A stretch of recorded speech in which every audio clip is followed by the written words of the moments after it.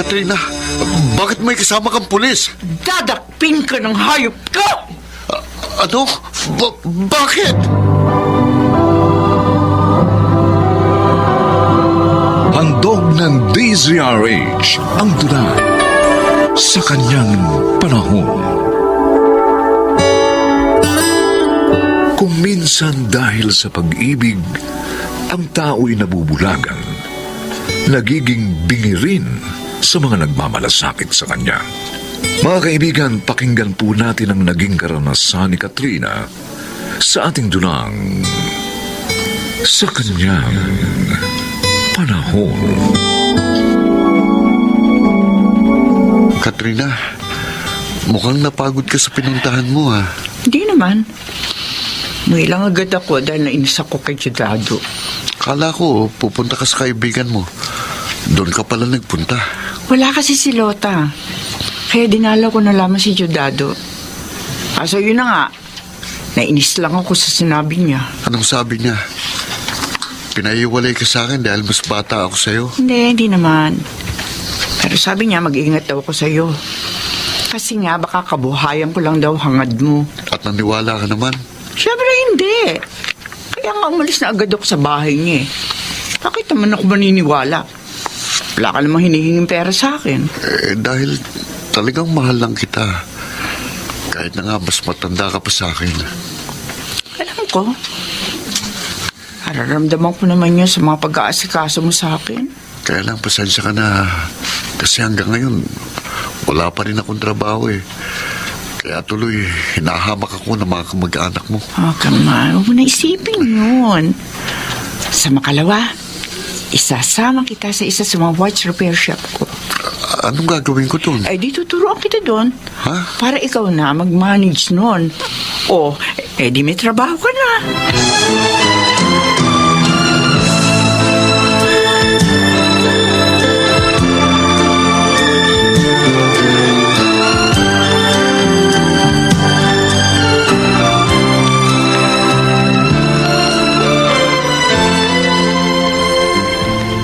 Tagal mo naman, dati. Gutom na ako eh. Pasensya ka na naman. Pinaubos ko kasi yung tinda kong mga basahan eh. Ako madaling naubos yung tinda ko. Kaya maaga ako nakapunta dito sa lugar na pinag-usapan natin. Buti ka pa nga eh. Ayoko. Muntik pang mahulog sa jeep eh. Oo. Kasi naman mag-iingat ka. Buti na nga lang nakahawak ako. Tapos sumigaw yung isang pasero. Kaya kaminto yung driver. Ang hirap talaga ng buhay natin, ano? Lagi tayo nakasakali. Kalimutan mo na yun. Ay ka na, kumain na tayo. Sige. Uy, dati. Oh, Tingnan mo, oh. Yung mama, lumapit doon sa kotseng pink. binubuksan niya yung kutsi ah. Eh, bakit ka nagulat? Hindi naman siya may-ari nun eh. Ha? Oo, nakita ko yung babae bumaba doon sa kotse. O, dito ka lang ha. Pupuntahan ko yung babae. Sige. Kailangan malaman niya may nagbubukas ng kotse niya.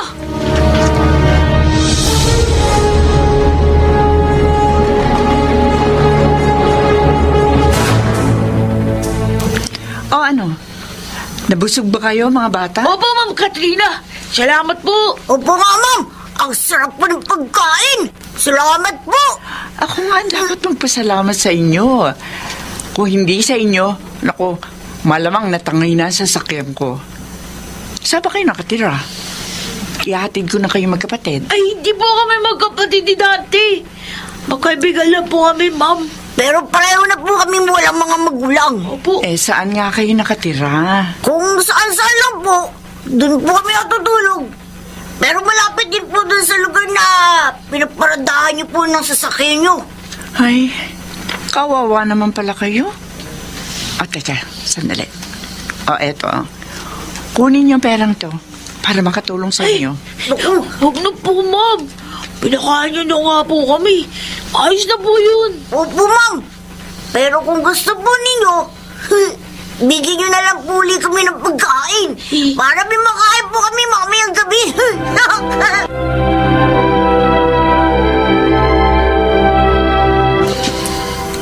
Arnold? Mas mapapakiramdam mo? Hindi.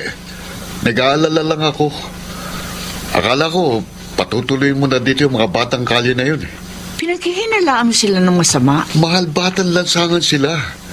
Hindi natin alam, baka kasama sila sa mga akyat bahay gang. Kaya ayokong patuloyin mo sila dito. Tingin ko naman hindi. Kasi nga, tinulungan nila ako para hindi matangay yung kotse ko. Hindi rin nila tinanggap yung perang binibigay ko. Kaya pagkain na lang ibinigay ko. Anong malay mo? Pinadadama ka lang nila. Iba na rin yung nag-iingat ka, Katrina.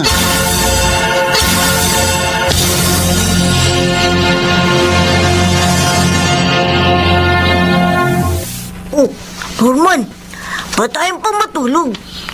Wala, naisip ko lang kasi. Kailan kaya tayo makakatulog dun sa maayos na bahay? Yung hindi na tayo magtitiis sa lamig paggabi. Hanggang narito tayo sa kalye, hindi mangyayari yun. Kasi, wala naman tayong pang-upa ng bahay eh. Naisip ko tuloy. Sana, hindi na lang ako malito sa bahay ang punan. Hindi na lang sana ako sumama dun sa mga batang tumakas dun. Baka nakakapag-aral pa ako. Bakit? Nagsisisi ka ba? Oo. Kaya lang, hindi ko naman alam kung paano babalik dun. Eh ako naman, walang kamag-anak na kumup sa akin. Wala nang mamatay yung nanay at tatay ko. Kaya dito na ako sa kalye na muhay mag-isa. Sana, isang araw, matapos na ang hirap natin, ano? Sana.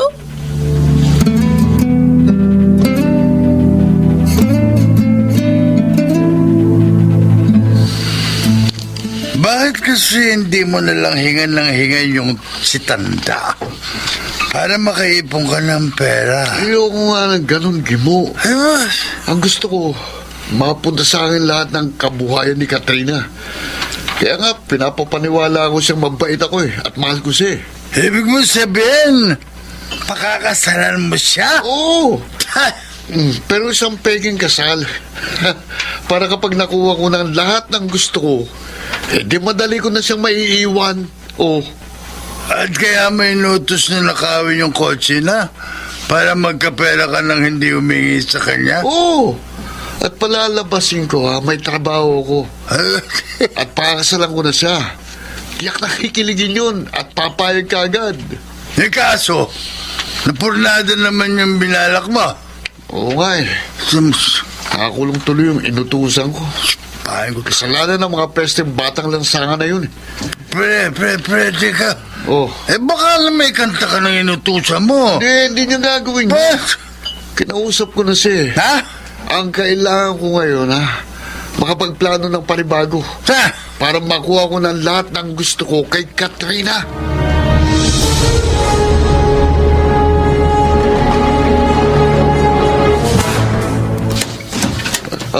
Katrina, bakit may kasama kang pulis?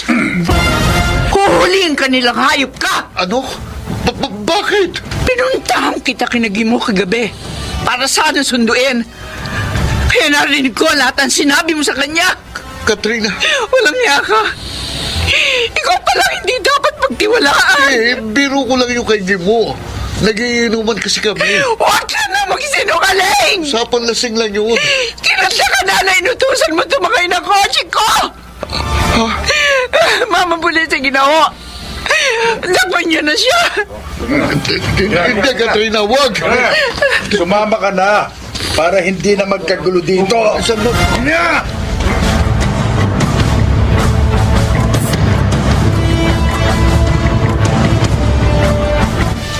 Dito sa park dito. Dito ako niligawan ni Arnold. Dito ko rin siya sinagot. Naniwala ako talaga mahal niya ako. Pinaliwala ko yung mga payo ni Dato. Nakisama ako sa kanya. Yung pala may masama siyang balak sa akin. Ang sama mo, Arnold. Napakasama mo. Maluloko ka. Ma'am Katrina, bakit po kayo umiyak? Kayong dalawa, Nakita po namin kayo dito. Kaya lumapit po kami. Opo. Nakita nga po namin kayo. Umiiyak. May problema po ba kayo? O baka naman po, masama ang pakiramdam niyo. Tulungan po namin kayo. Salamat sa inyo. Noon natulungan niyo ako. Ay naman, nalulungkot ako. Narito ulit kayo para tulungan ako. Malungkot pala kayo eh. Di, papasayahin namin kayo. Opo, mahusay po kami sumayaw, Ma'am Katrina. Talaga? Opo! Gusto niyo, sasayaw po kami dito. Hindi, wag na. Oh, Doon na lang kayo magsayo sa bahay ko. oy, Isasama ko kayo. baka po magalit yung asawa niyo. Oo nga po. Kasi po nung yung nasa inyo kami noon, Oh. masama po yung tingin niya sa amin eh. Wala na siya. Kaya wala na magagalit sa inyo. Halina kayo.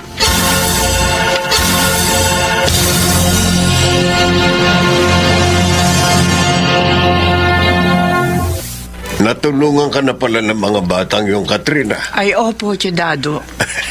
Mukha naman sila mababait at magalang. Nagmano pa nga sila sa akin kanina. Tumutulong din po sila sa mga gawain dito sa bahay.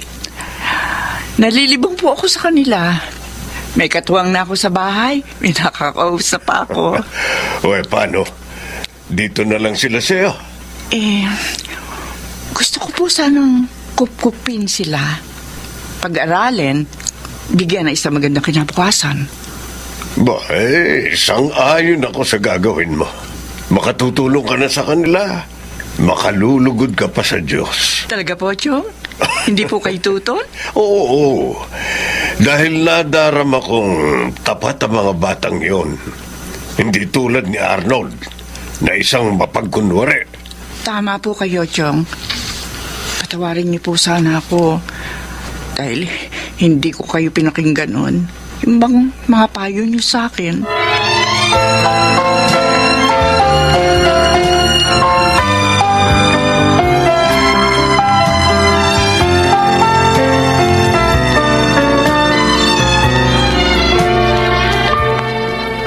Marami pong salamat sa mga gamit na binili niyo sa amin, Tita Katrina. At hindi lang yun ang gagawin ko. Sa pasukan, mag-aaral na uli kayo. Wow! Totoo po? Oo. Para magkaroon kayo ng magandang kinabukasan. Salamat po, Tita Katrina. Ang mahal niyo. Pangako po, mag-aaral kami mabuti. Opo. At hindi po namin kayo bibigyan ng sakit na ulo. Salamat din sa inyo. Hindi lang sasakyan ko na iligtas nyo, kundi maging ako mismo.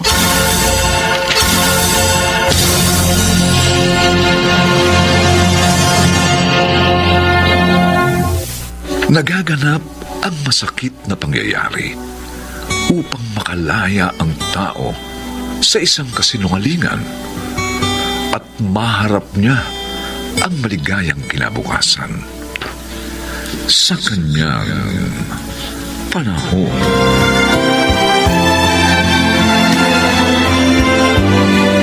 Mga nagsiganap: Susan Robles, Phil Cruz, Rosana Villegas, Chiquit del Carmen Amor, Lionel Benjamin, at Bobby Cruz.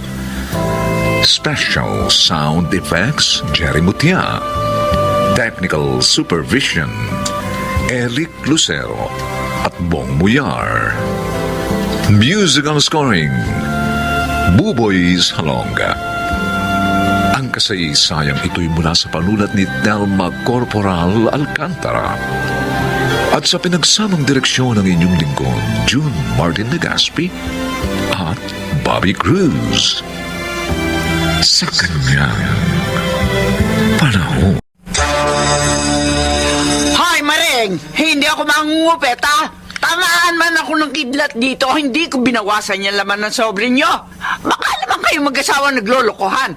Dinadamay nyo pa ako. Sana nga, hindi ka nagsisinungaling, Pining. Dahil pagdating ng araw na sa'yo tumama ang mga panluloko mo, magiging napakasakit din nun sa'yo.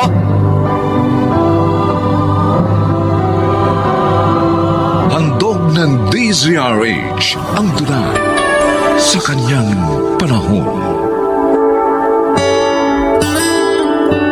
Paano nakasasama sa tao ang labis na paghangad ng higit pa sa kakayahang mabuhay?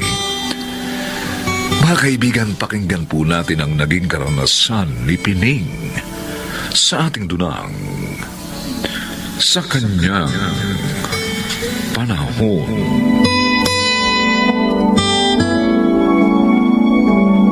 O ano, Berong? Nakakaintindihan na ba tayo? Basta ba yung 300,000 piso sinabi mo? Buo ko na makukuha yun. At wala ka nang babawasin pa ron. Abay, oo naman! Maliwanag naman yung sinabi ko sa iyo eh. Ay, Pining, pasensya ka na ha. Naniniguro lang ang asawa ko na doon sa ipantutubos nga namin sa lote. Na nakasanlayo ng 300,000 piso. Kaya talagang kailangang mabuo naming makuha yun. Sa tono kasi ng asawa mo. Para bang lolokohin na lolokohin? Ay, hindi. Stress lang talaga siya doon sa problema namin sa lote, ha? Paano ibarerimata na kasi sa pagkakasanla? Kaya pasensya ka na rin, ha? Ako naman nandito lang para tumulong sa mga problema nyo. Nauunawaan ko yung mga pangangailangan nyo sa pera. Ay, paano? Aalis na kami ni Berong. Pupunta pa kami doon sa pinagsanlaan namin ng lote para makipag-usap.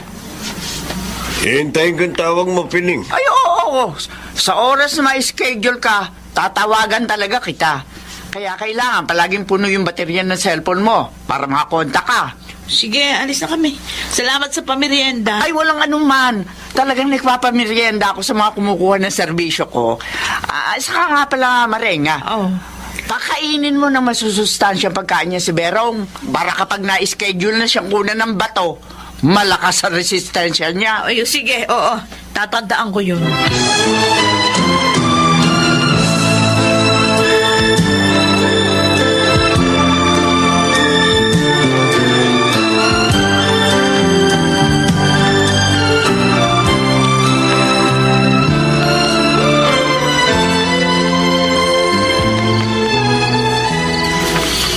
Sinugod na naman ako kanina rito ng may-ari ng kwartong to, Tony. Pag sa ikalimang buwan daw at hindi pa rin daw natin nababayaran ng buo ang utang natin sa upa, pero saan na rin tayong paalisin dito? Wala talagang konsiderasyon yung matandang yun. Nakikita ng buntis ka. Lalo ka pang kinikipit. Tayo. Siguro, kailangan din niya ng pera talaga. Dahil itong paupahan lang naman na ito ang inaasahan niya para sa mga pangangailangan niya. Ang mas pinoproblema ko, yung panganak mo eh. Pwede bang tatakbo na lang tayo basta sa ospital lang wala kahit 5? Ano ba kasi nangyari sa pagbebenta mo ng mga second-hand na gulong ng mga truck? Mahina nga ngayon eh. Marami na kasing sumulpot ng mga bagong nabebenta ring mga surplus, pero mas magagandang klase kaysa sa mga inaalo ko sa mga may-ari ng truck. Siyempre, mas pipiliing bilhin nyo ng mga customer.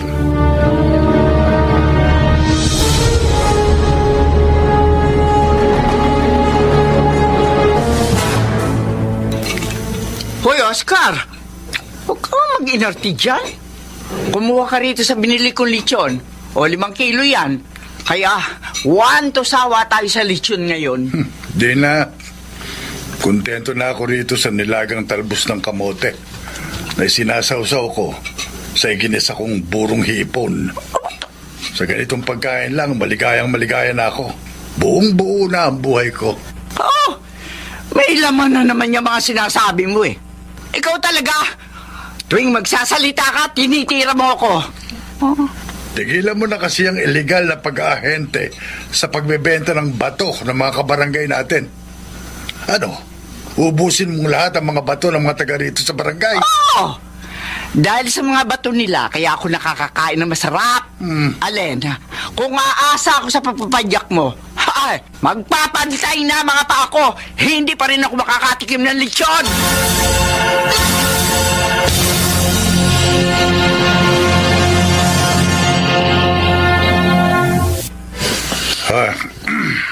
Paano ba yan? Ay lumabas ng nanay mo sa kwarto niya. Di ko talaga mapilit eh. Lalo na nang malaman niyang mangungutang ka. Ang inay naman. Ang daming pera pero napakaramot. Gipit na gipit lang talaga kami ni Lolit ngayon. Saka sino pa bang lalapitan ko kundi siya? Oh, heto. May 500 piso pa akong iniipit-ipit sa bulsa ko mula sa pagpapadyak. Pambili nyo rin ng pagkain yung mag-asawa. Pasensya mo na, ha? At talagang hanggang dyan lang kaya ko. Salamat po, Tay. Ang totoo, ni pambili ng pagkain. Walang-wala po talaga kami ni Lolit ngayon.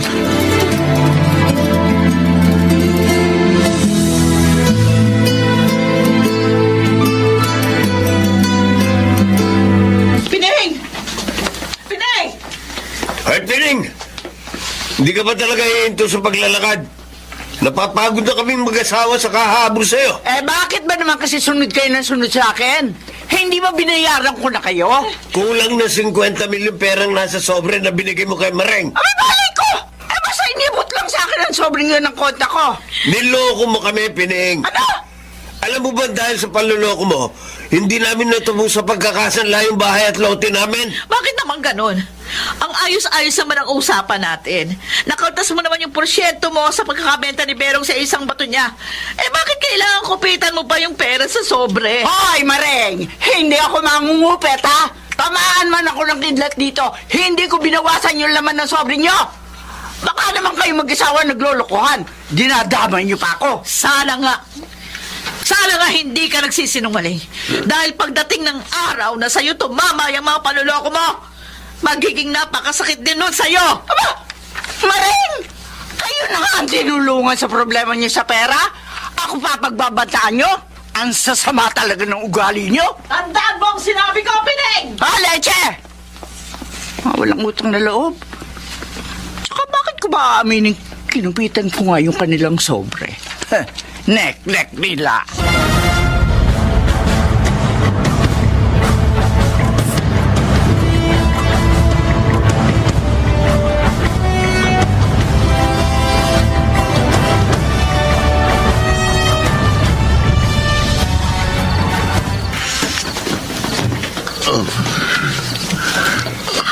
Lolit, Tony, bakit ganyan ang itsura mo? Ang putla-putla mo. At saka bakit sa pusa po mo yung tiyan mo? Ano ba nangyari sa'yo? inangila ako, Lolit. Hindi ko na kaya. Ay, ano ba? Ay, Diyos ko! Diyos ko, asawa ko! Tony! Tony! Sakala! Tulungan niyo kami ng asawa ko! Sakala!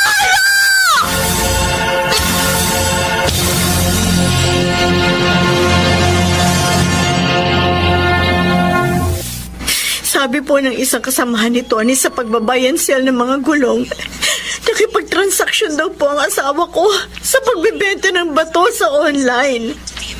Hindi na raw po siya pinadaan sa mga medical test. Ang masakit, pagkatapos nilang makuha ang bato ni Tony, nawala na yung online account ng katransaksyon niya. Kaya pati yung pangako pagbabayad sa kanya hindi na nangyari. Ngayong na-hospital siya at nasuri.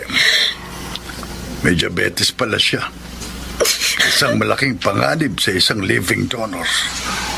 Kapit na po kasi kami mag-asawa sa patalim, Tay. Ako po, ayon sa huling check-up ko, suhiraw po ang ipinagbubuntis ko. Kaya tiyak na magiging cesarean operation pa ang anak ko. Saan naman po kami kukuha ng malaking halagang gagastusin?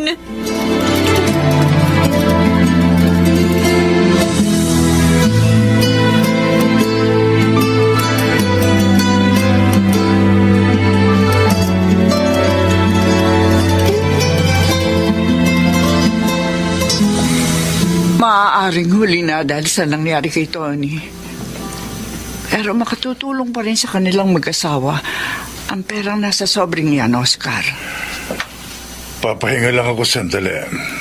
Pagkatapos, pagkakain ko ng hapunan, iatid ko na sa kanila mag-asawang sobrang happening. Talagang kailangan nila ng pera sa ospital. Ang sakit-sakit, Oscar. Yung nangyayari ba kay Tony? Yung ba ang paraan ng tadhana para singilin ako sa mga kasalanan ko, sa mga taong inagrabyado ko? Masakit din para sa akin ang nangyari sa anak natin, Pining. At talaga namang dumara na sila ng paghihikahos na mag-asawa. Kung kaya humahantong din sila sa mga desisyong naglalagay naman sa panganib sa mga pamilya. Bakit kay sakit maningil ang tandana? Bakit, Oscar?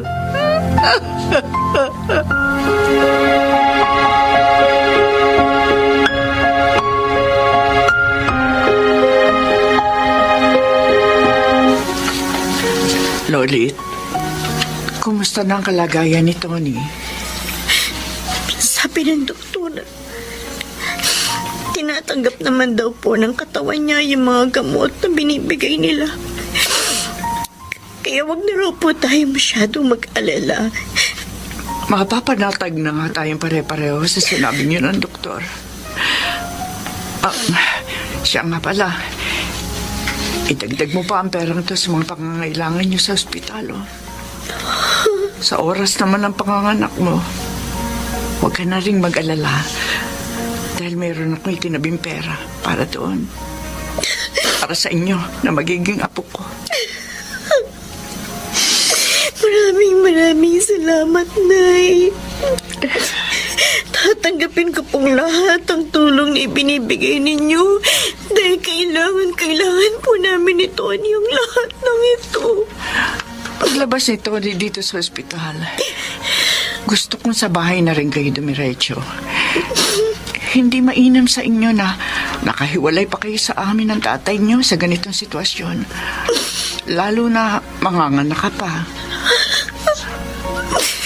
Talaga po, Nay. Oo. Kaya na dati. Magkakatuwang tayo magsasama-sama sa bahay namin ng tatay niyo.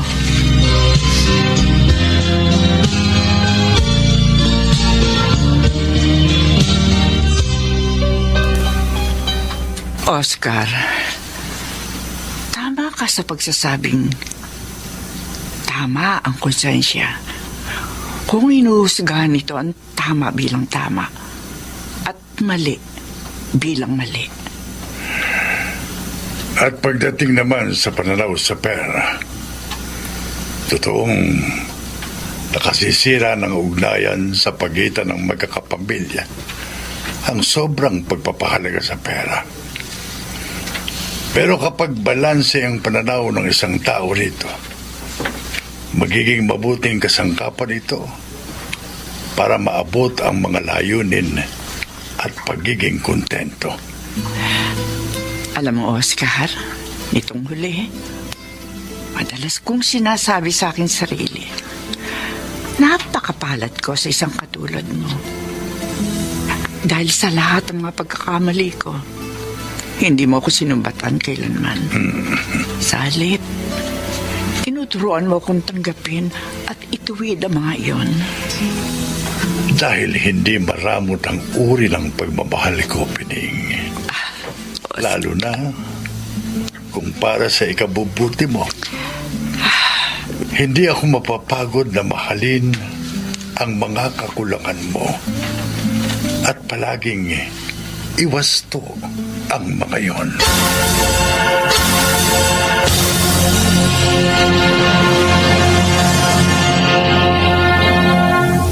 Sa labis na pagnanais sa mga alwan ng buhay, nakakalimutan natin ang mga bagay na mas mahalaga. Pagkakaroon ng matiwasay at tahimik na pamumuhay. Mga taong tunay na nagpapahalaga at tapat na nagmamahal sa atin sa kanyang panahon.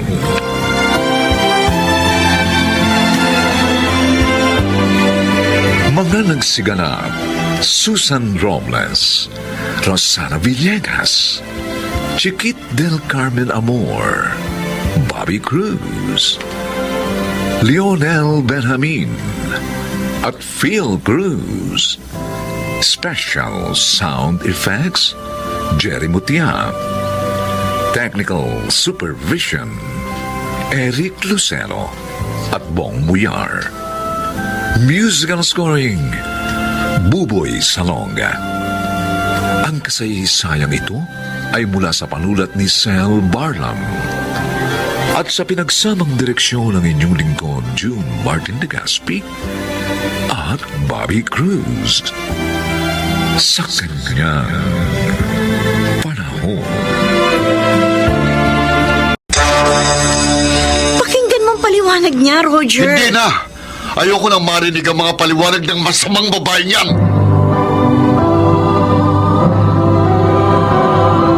Handog ng DZRH ang tula sa kanyang panahon. Mapalad ang mga taong nakakasumpong ng mga nilalang na sila'y pinasasaya, lalo na sa panahon ng Kapaskuhan. Ito ang naging karanasan ni Mona sa ating dulang sa kanyang panahon.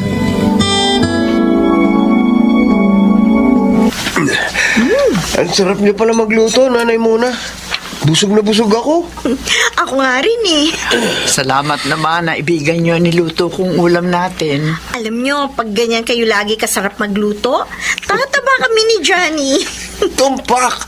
At lagi na kami dito maghahaponan ni ate. Abay, mainam yun. Mas masaya. Buti na lang pala, pumayag kayong tumira dito, Nanay Mona. Para kami nagkaroon ng pangalawang ina ni Johnny. Oo. Ako ang dapat magpasalamat sa iyo, Ani. Sa inyo magkapatid. Dahil tinulungan niyo ko. Hinango sa lansangan. Eh kung hindi nyo naman ibinalik ang pera naming napulot nyo, malamang nagkautang kami ni Ate Ani.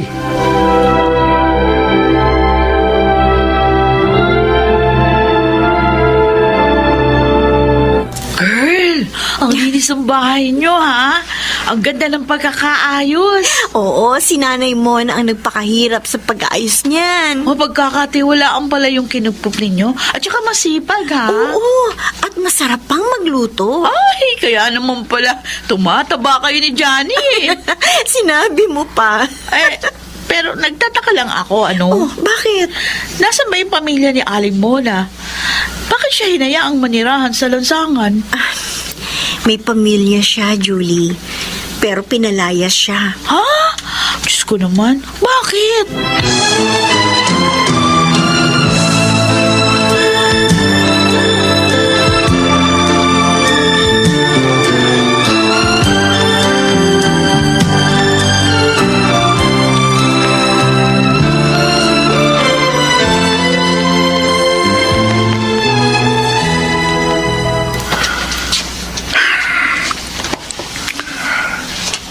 Ayaw na naman akong dalawin ng antok. Naalala ko na naman si Mona. Mona, magkikita pa kaya tayo? Makababawi pa kaya ako sa mga kasalanan kong nagawa sa'yo? Tay, gabi na po ah. Bakit hindi pa kayo natutulog? Kuwan, anak. Nagpapahangin lang ako. Hindi pa kasi ko inaantok. Maaga pang pasok niyo bukas. Dapat magpahinga na rin kayo. Sige. Susunod na ako, Roger. Okay. Huwag na kayong magtagal dyan, ho? Oo, anak, oo.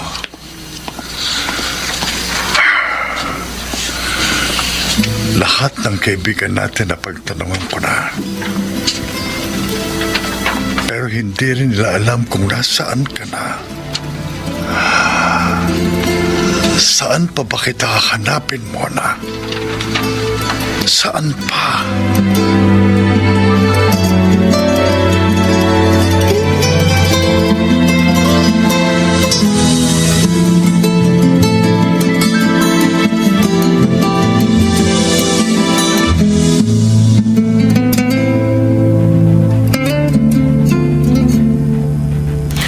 Gusto niyo magtinda ng bibingka? Oo, sana, Ani. Nang malibang naman ako pag wala kayo. Huwag ka mag-alala. Hindi ko pababayaan ang bahay kahit nagtitinda ako. Naniniwala naman po kami. O sige, magtinda kayo.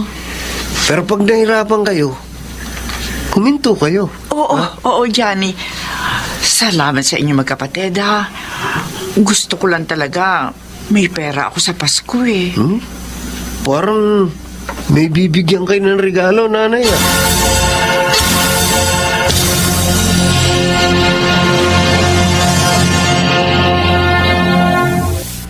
Sa akin po ang magandang telang ito, nanay.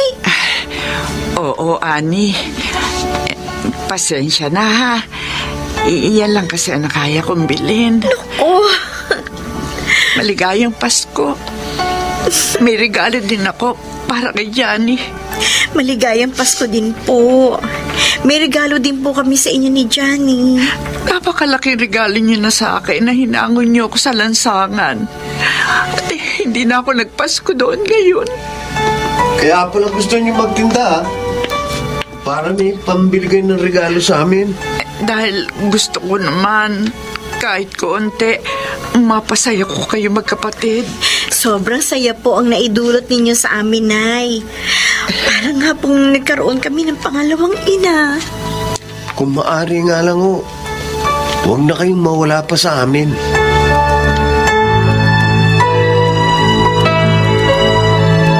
Ang bait naman niya.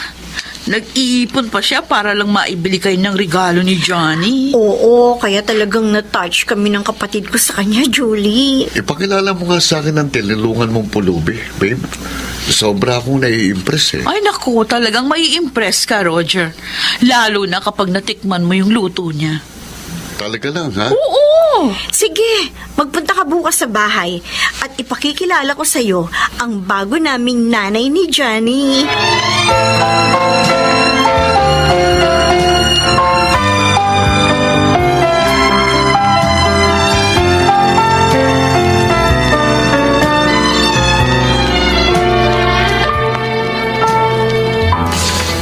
Upo ka, Roger. Salamat.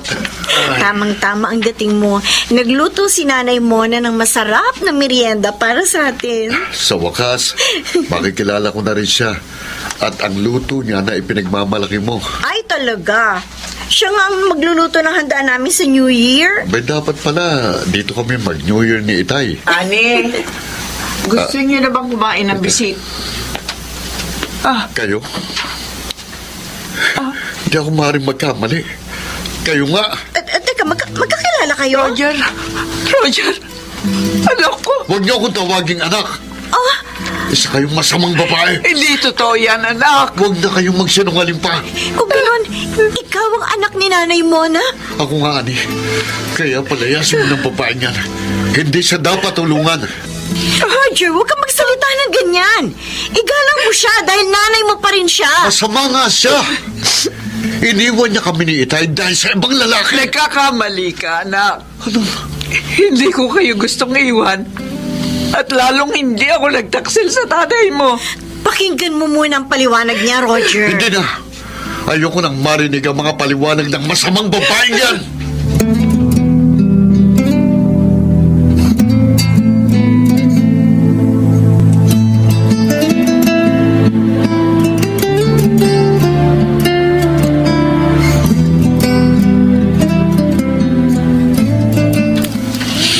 Roger, bakit mukhang galit ka, anak? Nag-away ba kayo ni Andy? Akala ko hindi na ako masasaktan, Itay. Akala ko baliwala na lang ang lahat. Pero bakit nasaktan pa rin ako? Ano ba ibig mong sabihin? Nakita ko siya. Sinong siya? Ang asawa niyo. Ano? Siya palang ipinagmamalaki ni Annie na mabait na pulubing kinupkup nila. Hindi ko siya matanggap, Itay. Samahan mo ako sa kanya. Ibig ko siyang makita. Para ano? Tay, niloko na niya kayo. Pinagtaksilan. Iniwan tayo at sumama sa ibang lalaki. Anak, panahon na para malaman mo ang katotohanan. Hindi tayo iniwan ng iyong ina. Ano ho? Pinalayas namin siya. Naniwala ako sa sinabi ng lola mo na may lalaki siya. Huli na nang malaman kong kasinungalingan lang pala ang lahat. Ibig niyo sabihin, gawa-gawa lang ni Lola ang lahat? Oo, anak. Dahil may iba siyang gusto para sa akin. O Diyos ko. Kawawa naman si Inay. Mahabang panahon siyang nagtiis ng hirap.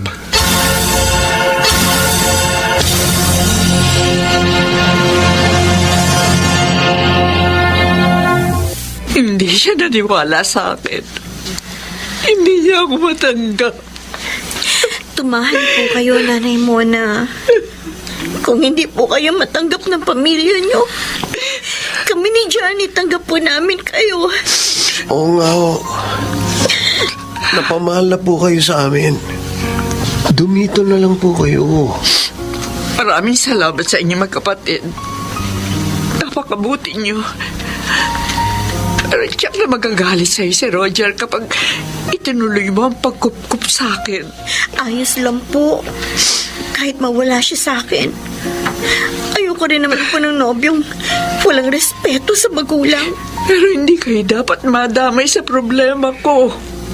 Sa ilang panahon ng pagtigil nyo rito, itinuring na po namin kayong ina. Kaya sasamahan po namin kayo sa pagharap sa mga problema nyo.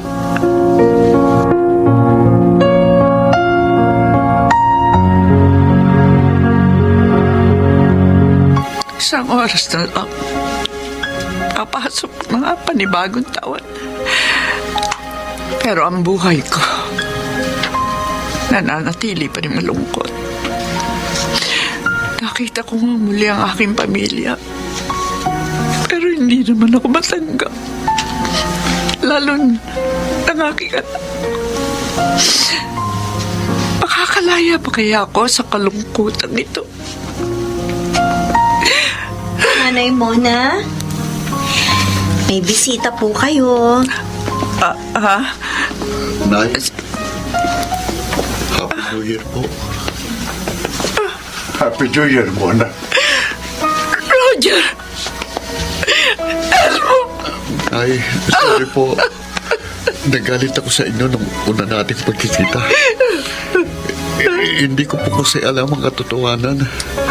Pero maliwanag na po sa akin ang lahat ngayon. Roger, anak ko. Patawarin mo rin ako, Mona. Agad akong naniwala kay Mama nang sabihin niyang pinagtataksilan mo ko. Kaya pinalayas ka namin. Huli na nang malaman ko ang katotohanan. Hindi na kita makita. Hindi mo man lang pinakinggan ang paliwanag ko, Elmo. Natalo ko sa matinding selos. At pinagsisisigan ko yun, Mona. Patawarin niyo na po kami ni Itay. At salubungin natin ng masaya ang bagong taong ito na ay... Kahit kailan, hindi ko nagawang magalit sa inyo. Kahit na nga naging mahirap ang pinagdaanan ko. Dahil mahal na mahal ko kayo. Salamat, Mona. Pangako, babawi ako sa lahat ng mga pagkukulang ko sa'yo. Asawa ko. Elmo. Oh, Huwag na po kayong umiyak, Nanay. Naiiyak na rin tuloy ako eh. oo nga naman. Ang dapat, magsaya tayo. Dahil napakagandang salubong sa taon na buo na muli ang ating pamilya.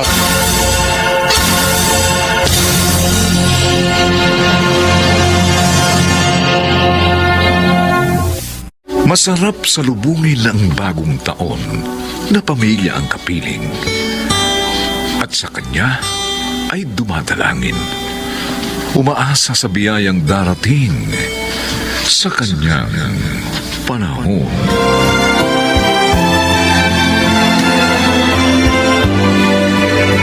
nagsiganap, Susan Robles, Chiquit del Carmen Amor, Rosana Villegas, Lionel Benjamin, Phil Cruz, at Bobby Cruz. Special Sound Effects, Jerry Mutian. Technical Supervision, Eric Lucero at Bong Muyar. Musical Scoring, Buboy Salonga. Ang kasaysayang ito'y mula sa panulat ni Telma Corporal Alcantara. At sa pinagsamang direksyon ng inyong lingkod, June Martin Legaspi at Bobby Cruz. Sa kanya panahon.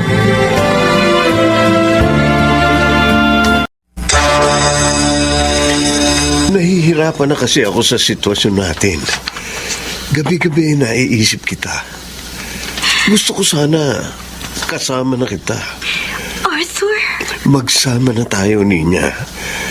Para maging masaya na uli ang Pasko ko.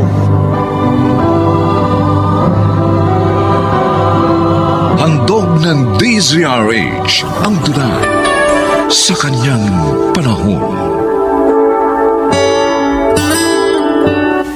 Masakit ang mabigo, kaya ang hindi makatagal dito ay tinatakasan ito. Mga kaibigan, pakinggan po natin ang naging karanasan ni Ninya sa ating dunang sa kanyang panahon.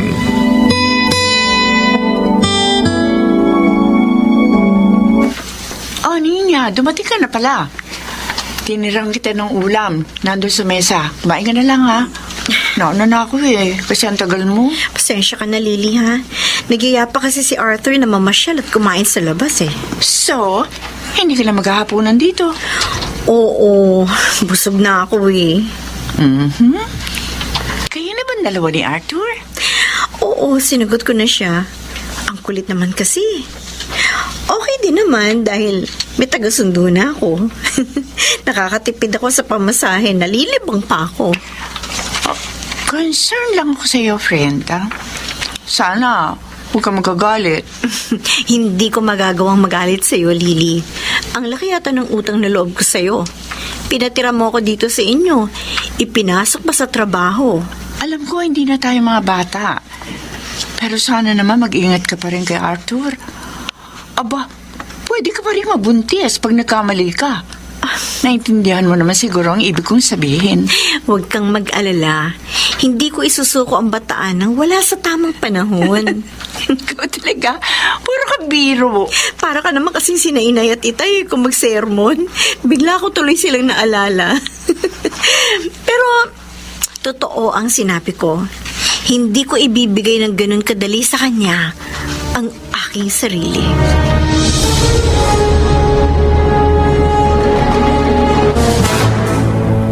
Aba, ang tataas na naman ng grades mo, Darwin. Kapag lagi kang ganito, hindi malayo na mapasama ka sa mga honor pag-graduate mo sa elementary. May talagang kasama si Darwin Emil. Pangatlo siya sa pinakamataas na award sa eskwelahan nila. Talaga? Paano niyong nalaman tayo? Sinabi po ng teacher namin kay Lolo Doro. Ngayon palang binabati na kita, pamangkin. Sana huwag magbagong sipag mo sa pag-aaral. Talagang ginagalingan ko po. Para pagdating ni Inay, matuwa siya sa akin. Apo. Sige na. Kunin mo na sa lolo mo yung merienda namin ng Tito Emil mo. Opo, Lolo. Sige. Tay, iniiwas niyo na naman si Darwin sa pag-uusap tungkol kay Ninya. Ayoko kasing malungkot na naman si Darwin, anak.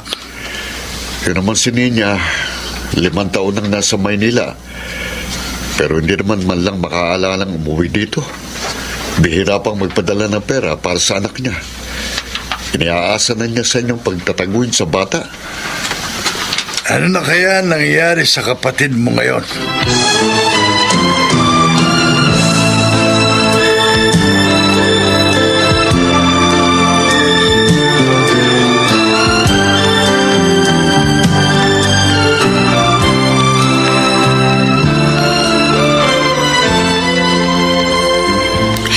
uuwi na tayo, Arthur, hatid mo na ako. Bakit? Maaga pa naman na. Hindi mo ba nakikita? Parang uulan. Baka abutin tayo niyan dito sa park. Mahirapan tayong sumakay. Doon na lang muna tayo sa tinutuluyan ko. Doon tayo mag-relax. Ikaw alam ko yung nasa isip mo. Hindi pa ako handa para doon. No? Oh, Ito naman. Hindi na tayo bata. Para iwasan pa ang ganung bagay. Pareho na nga tayo may karanasan eh. alam ko. At saka, hindi naman kita lulukuhin eh. Kung hindi mo ako lolokohin, hayaan mong ingatan ko ang sarili ko at ibigay ito ng kusa sa'yo sa tamang panahon.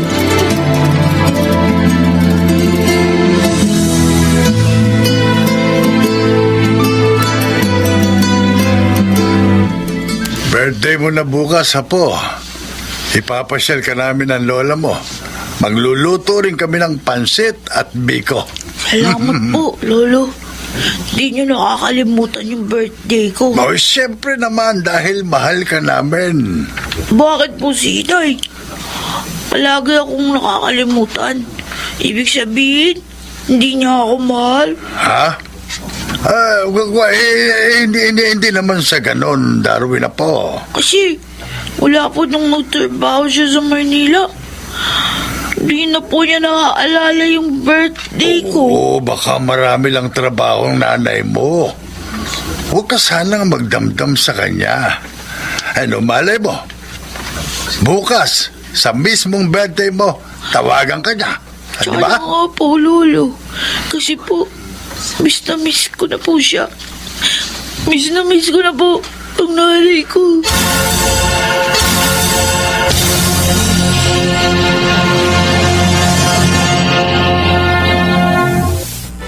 Wow, may bago ka na naman damit at sapatos. Nakasahod na ako eh. Kaya nabili ko na yung nagustuhan kong damit at sapatos. Ay, may binili nga pala ako mga grocery para dito sa bahay. Ikaw naman? Bakit bumili ka pa? Hindi ka naman hinihingan dyan. Kusa ko ito, Lily. Kaya hayaan mo na ako. Pasasalamat ko ito sa'yo sa laging pagtulong mo sa akin.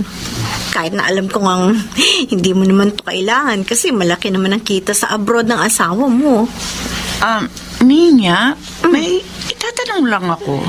Ano yun? Yung bang anak mo, napadalhan mo na? Ha?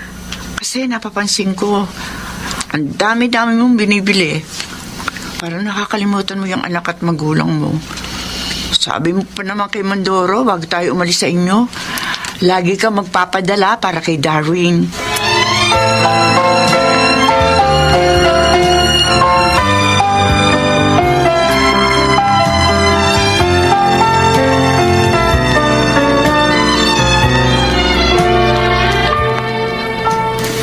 Bakit hindi pumasok si Darwin sa school? May sakit ang pamangkin mo, Emil. Kaya naman pala. Baka naman naulanan siya o kaya sobrang napagod kaya nagkasakit. Di naman. Sa tingin ko, sa labis na pag-iisip sa kanyang ina. Tawagan niyo kayang babaeng yun para maalala naman niya na may anak siya. Ginawa ko na. Oh, ano ho? Pero hindi ko makontak yung cellphone niya eh. Baka nag-iiba na siya ng number.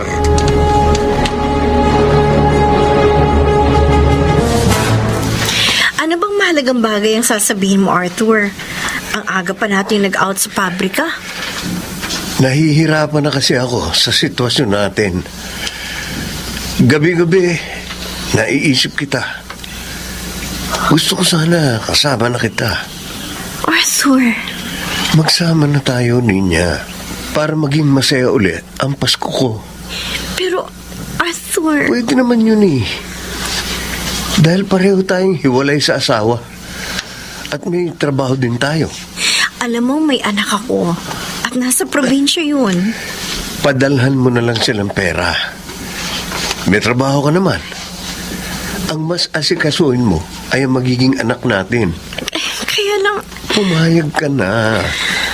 Pangako, hindi kita paluluhain.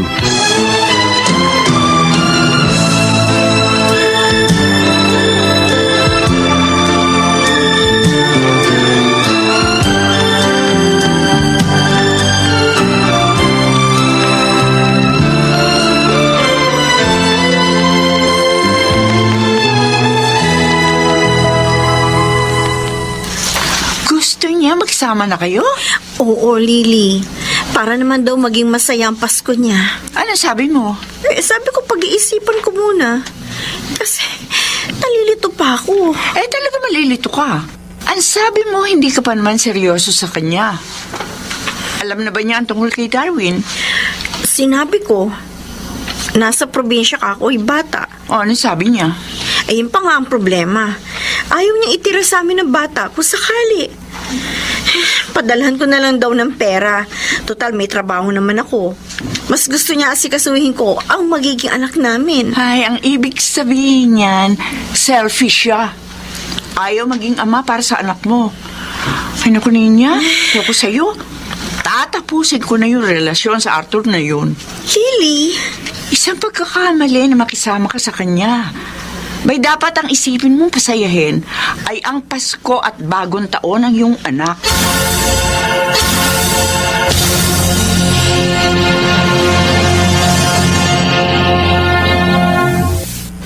Darwin, apo, heto na ang gamot mo. Inumin mo na, anak. Kamot na naman po, Lolo. Ayoko na po niyan. Kailangan mo ito para gumaling ka. Pasko na sa makalawa. Dapat malakas ka para mas masaya tayo. Di naman po ako masaya. Kasi wala naman si Inay. Apo, Bakit po ganun? Di po ba ako mahal ng nanay ko? Di ba niya ako nabimiss? Kasi di na siya umuwi. Di din po tumatawag.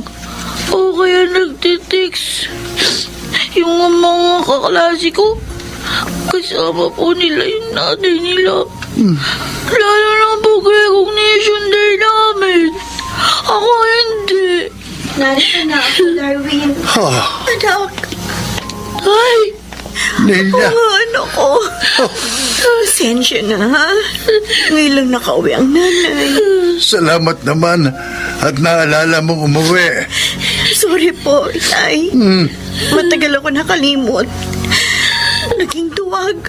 Naharapin ang kabiguan ko sa pag-aasawa. Anak, Pero hindi na po ngayon, Itay. Magbabago na po ako. At aalagaan ko na rin po si Darwin.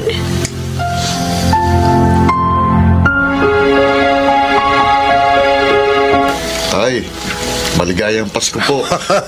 maligayang Pasko rin, anak. Masayang-masayang pamangkin ko na makita ko sa labas. Binati ho kagad ako ng Merry Christmas. Para bang hindi siya nagkasakit? Dahil yon sa pagdating ni Nina. Labis na nalabik si Darwin sa kanyang ina. Oo nga. Mabuti naman ho. At naisip niyang pasahin ang Pasko ng kanyang anak. Wala namang kasalanan si Darwin sa pag-iwalay nila ni Greg. Masyado kasi silang batang nag-asawa, kaya yun, hindi nila kayang panindigan. Tama ka. Saan ba sila pupunta? Papasyal din niya ang kanyang anak. Babalik pa ho ba siya ng Maynila?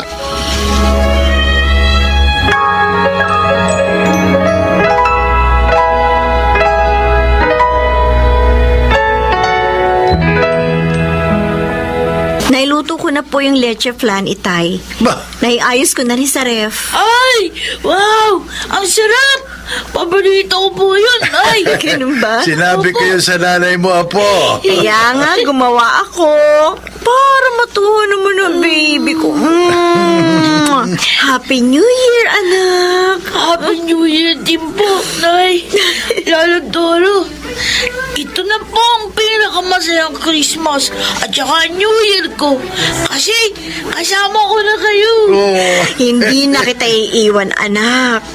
Dito na lang ako magtatrabaho. Totoo po, Ay? Oo, para maalagaan kita. Gagamitin ko ang ipon ko para sa isang maliit na negosyo. At susuportahan ka namin, anak.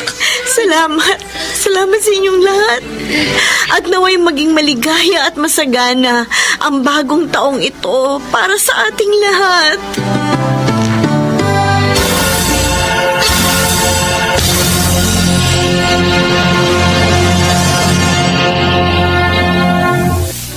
Ang bawat bagong bagong taon ay biyaya ng Diyos para sa atin. Kaya't ito'y masayang salubungin. Taglay ang pagbabagong buhay sa kanyang panahon.